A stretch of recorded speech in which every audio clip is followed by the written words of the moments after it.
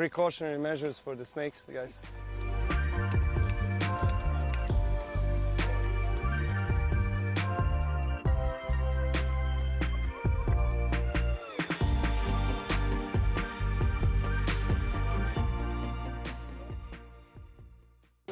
I think you can hear our coaching team is so happy to be here. I mean, it's stunning, honestly. I mean, so many beautiful beaches here in Australia in general, and here in Perth and Rottnest Island. I've been here, I think, first time back in 2007 or 8 when I played Hopman Cup for the first time, and yeah, it's really nice to see that after so many years the island is still preserved with its wildlife, and yeah, the water is crystal clear. It's amazing. It's a lot of people, family enjoying their time, and you know, for us to get a little dip in the ocean, it's nice.